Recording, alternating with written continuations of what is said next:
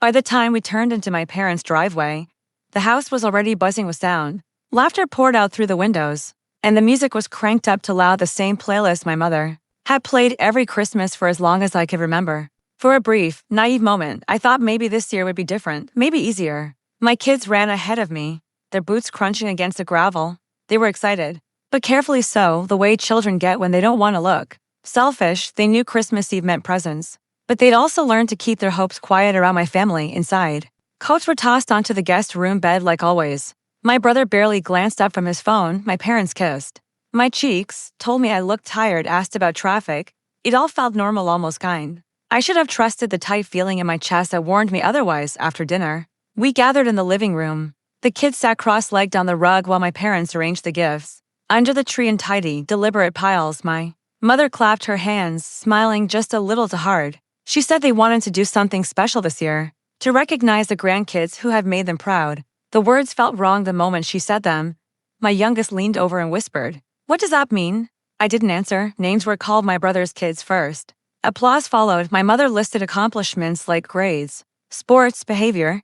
Each child stepped forward, glowing, accepting their gift like a reward they'd earned. With every name, my chest tightened. When the last gift was handed out, silence hung in the room. My parents smiled and looked around, waiting. The tree lights blinked, the music kept playing. My kids stayed seated. My older one looked at me, searching my face. I gave them a small, steady smile, the kind you use when you're holding yourself together by force. Then my nephew laughed, not nervous, not accidental. "You didn't deserve one," he said, loud enough for everyone to hear. A few adults laughed. Someone said his name sharply, but no one corrected what he'd said. My mother frowned, then brushed it off like a small lapse in manners. I stood up calmly. I gathered our coats and helped my kids put them on. My hands didn't shake, even though my heart did. "We're heading out," I said. My mom looked startled. "It's late," I added. She opened her mouth, maybe to explain, maybe to defend herself, but I didn't wait. I guided my kids out the door, feeling their confusion behind me. In the car, the heater hummed and the road stretched dark and empty.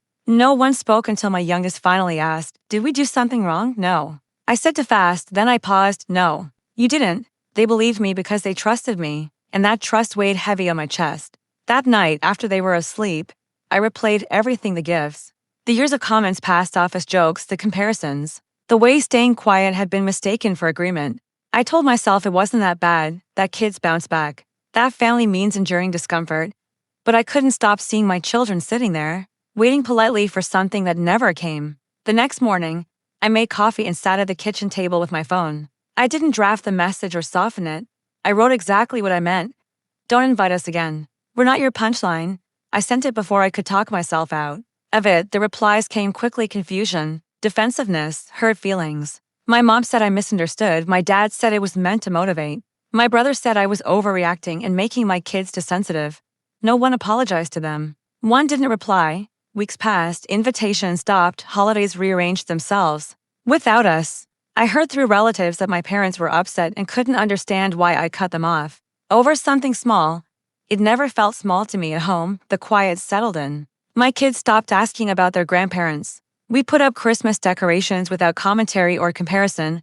New traditions formed quietly, without being labeled as replacements. Sometimes I miss the idea of family more than the reality we had. Sometimes I wonder if staying silent would have been easier. But then I remember that living room, the laughter, the way worth was measured out loud. I remember leaving without shouting. We weren't missed right away, and that hurt, but we were never humiliated again, and for now, that's enough.